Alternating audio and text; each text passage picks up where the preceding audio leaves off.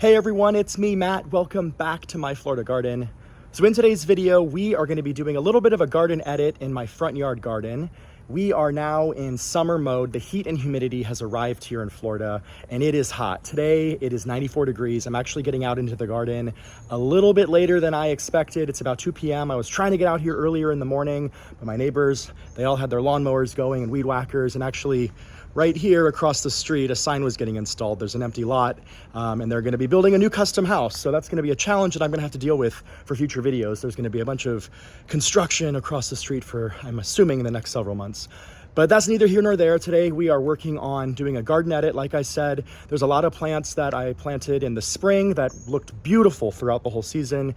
And now that the intense heat is here, they have pretty much fizzled out. So I'm gonna rip them out, and then in the next few weeks, the plan is to, sorry, I've got sunscreen in my eye. The next few weeks, my plan is to replace them with some heat-loving summer annuals, which I'm gonna show you those in a minute. If you have followed my channel for a while, you probably already know what plants I'm gonna show you. But if you're new here, stick around because I'm gonna show you some of the best plants that you can plant in the heat and humidity, especially here in Florida.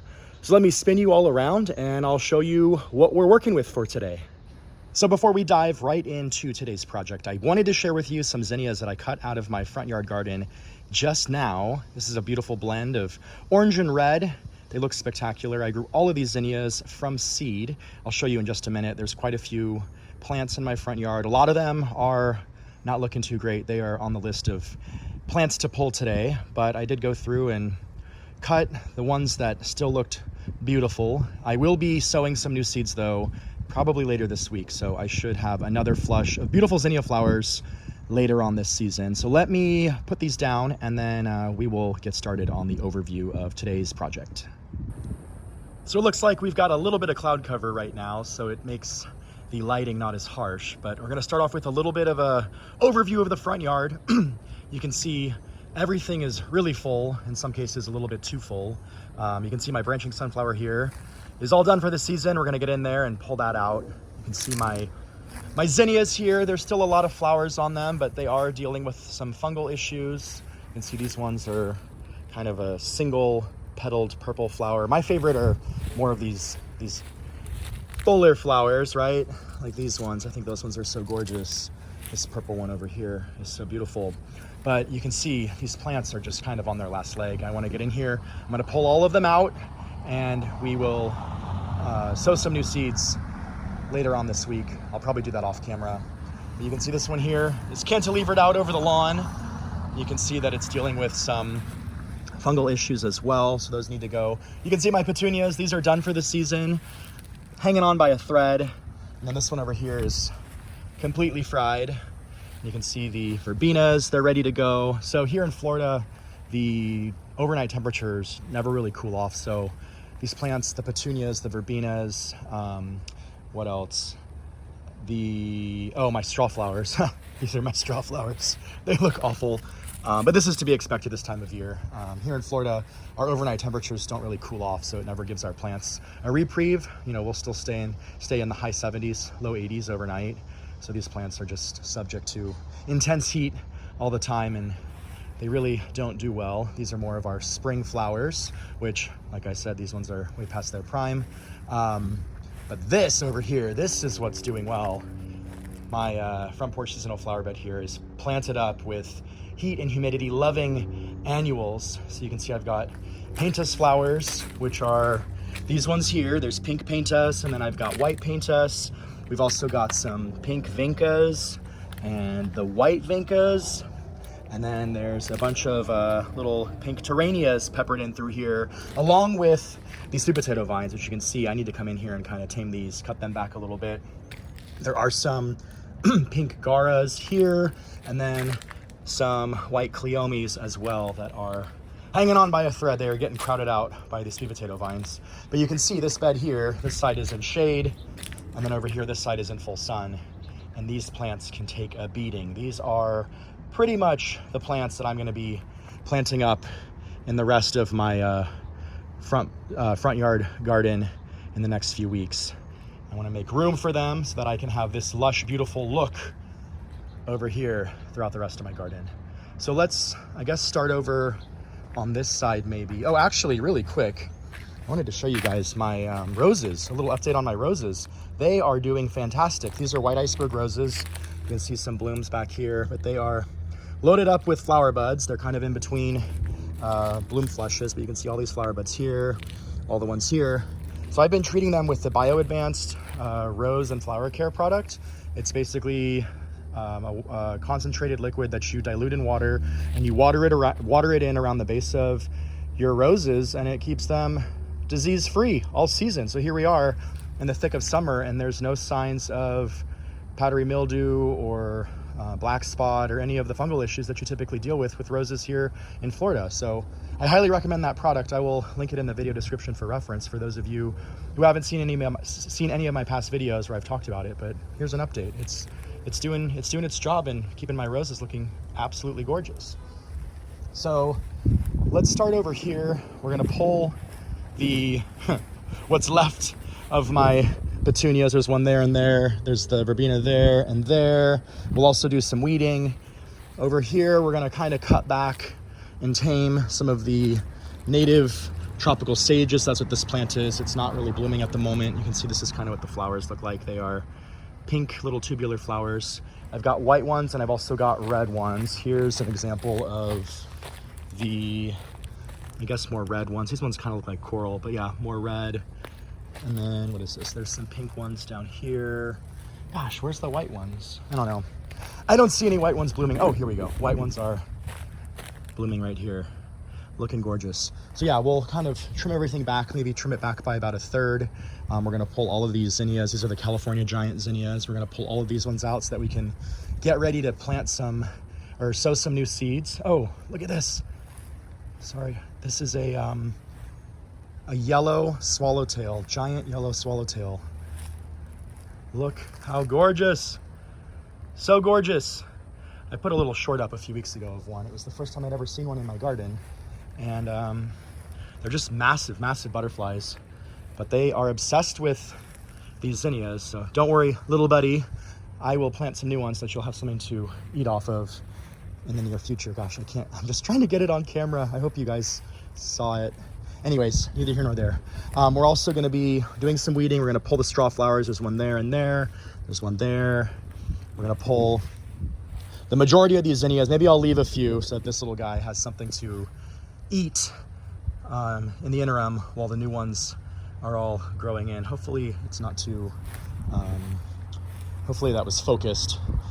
In here, actually, this is funny. This is a blue porterweed that's self-seeded. I had a blue porterweed a few years ago over on that side over here, and one must have been carried in the wind over here. So I'm gonna leave this guy here, but we're gonna pull, this was a petunia. We'll do some weeding back here. We'll pull this petunia. It looks like there's some grasses growing in here. You can see this. We'll get in there and pull all those out. I think I might cut my white salvias back by about 1/3. We'll see. I'm gonna go in here and pull out this black-eyed Susan Rudbeckia plant, but I'm gonna take these little seed heads before I do that and kind of scatter them throughout the landscape to try to get some more to self-seed in this area. We'll pull the verbena here. We'll pull this petunia, and we'll pull this petunia here. Sorry about the cars driving by. I live in a downtown neighborhood, and there's always lots of traffic this time of day. And then in here, this is my Texas sage plant. You can see how big it's gotten. I'm gonna kind of trim it off probably 8 inches to kind of make it so that it's at the same height as the other two over here. Yeah, we'll go ahead and pull those 2 branching sunflowers as well. And then we'll tame the chartreuse green sweet potato vines in this bed to try to give all the other plants a little bit more breathing room. And then we'll wrap up by using the leaf blower to kind of clear off the pathways and my driveway here. So as far as tools for the project, I've got my hand pruners here, and then I've got some 70% isopropyl alcohol so I can sterilize the hand pruners. I'm probably gonna sound like a broken record to some of you, but I always recommend that you sterilize your pruners between plants. That way you don't spread disease from one plant to the other. And then we've also got my trash can here where we're gonna put all of the leaf debris, garden debris, foliage debris. So let me put you guys up on the tripod, and we'll probably start over there on the far side and work our way over to the driveway.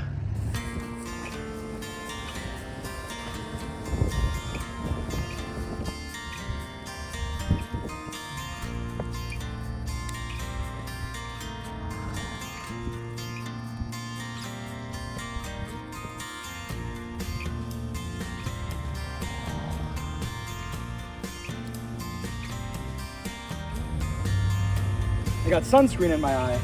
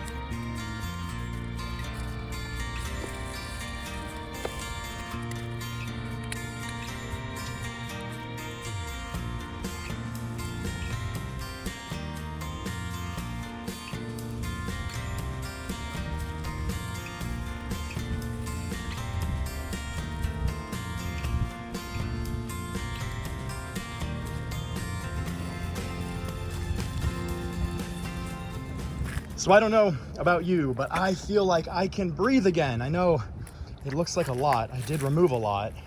But you can see I left the tropical sages in here. I trimmed them back by about 1/3. You can see the new blooms that are coming. Over here, kind of handled this area, pulled out a lot of the dense overgrowth. I need to get some new Adirondack chairs. These ones are on their last leg. I don't even think you can sit in them anymore. They are pretty much rotten all the way through. It's embarrassing. Oh my gosh, I need to get some of the polywood ones that I have in my backyard. Those ones are rated to last for like 10 years. These ones only lasted about 2.5 years. So yeah, this is a project that needs to be handled and rethought. But over here, you can see I got rid of a lot of the weeds, went through and got rid of all the dense overgrowth, the dead petunias, the verbenas. I did transplant, I don't think I mentioned it, some sweet potato vines. So there's one there, there's one back there. I also put a handful more over here in this bed. So there is one here, and then another one right here. Those plants root very easy in water. You can water propagate them through cuttings. So I just took cuttings off the mother plant here, rooted them in water for about 3 days, and then transplanted them out into the garden. So I feel like we've made a lot of progress. I know, like I said, it looks intense, but I'm just clearing out these beds so that I can go in and redo them with all these beautiful plants here. I'll probably use different colors. I probably won't go with just the pink and white theme, but you kind of get the gist. Hopefully this all makes sense and isn't looking too crazy at the moment. I did pull out all the zinnias, right? I am gonna leave the few that are kind of tucked in back here. That way those butterflies have something in the interim. I'm gonna pull out the ones right here closest to the grass line. But yeah, they should be good. Like I said, I'm gonna plant some new zinnia seeds in these beds, probably the end of this week or this weekend. And those plants germinate in like 2 days and they grow like a weed. So in a matter of only a few weeks, I should have some more zinnia flowers from a fresh batch of seeds. So let me throw you guys back up on the tripod and we will tackle this side of the garden.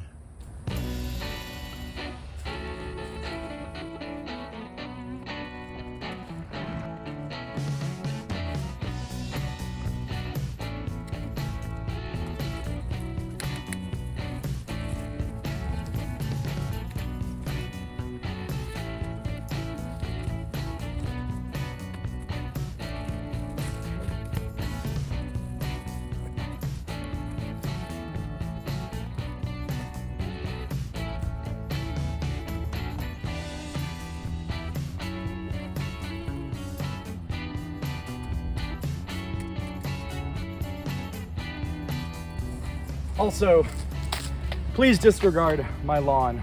I have had a terrible year this year with my grass. Between the bugs and the fungus, it's been a nightmare.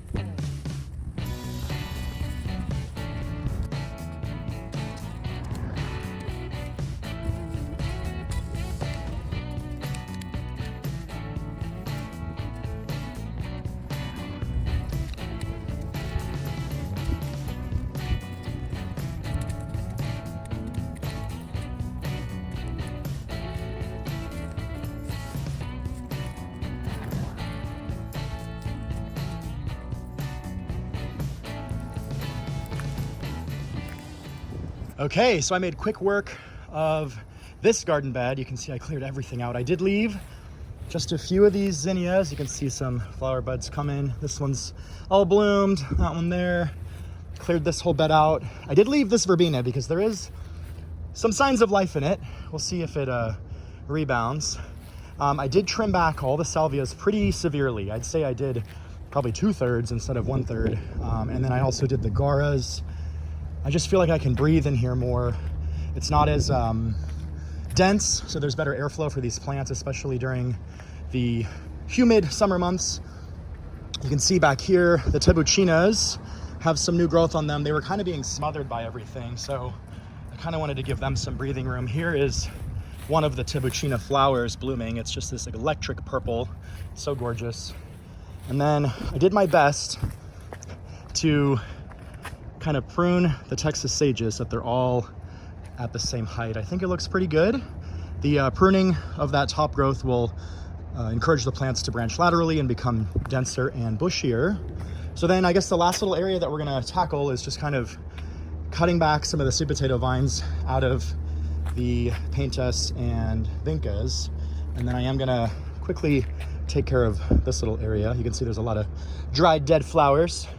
And then we'll break out the leaf blower and really clean up all of these walkways and get this whole front area looking beautiful.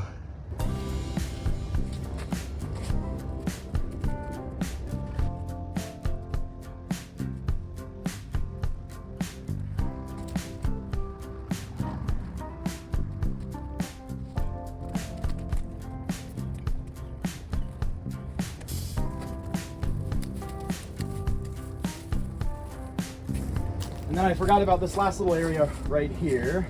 There was some black petunias and some white verbenas. We're gonna just pull it all out.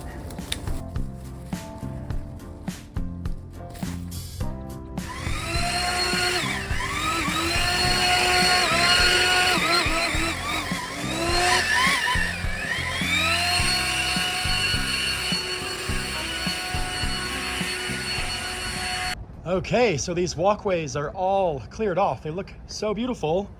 I blew off the carport here, blew off the rocks. Actually off camera, I went ahead and weeded this whole area along with the bricks here on my driveway. So it all looks so fresh and so clean. And then the flower beds again have got a new lease on life. All the weeds have been pulled for the most part. All of the overgrown, kind of dying flowers have been pulled, giving room for some new beautiful plants. Like I said, Vincas, Pentas, Strawflowers, maybe some blue Salvias. There's lots of room here to really do something special for the rest of summer. Again, I want to get this same look up there in the front flower bed. So yeah, it was a fun project. I know it's difficult sometimes to get rid of plants that, you know, are kind of at 60 or 70% like my zinnias, but like I said, zinnias are really easy to grow, so you can easily sow some and have them flowering within a few weeks. So you can see, like I said, I did leave a few. There's some zinnias right here. We'll get more packed into this area in no time. So that's gonna do it with this week's video. I hope you enjoyed it. Hopefully I've inspired you to get out into your own gardens and give them an early summer rejuvenation prune too.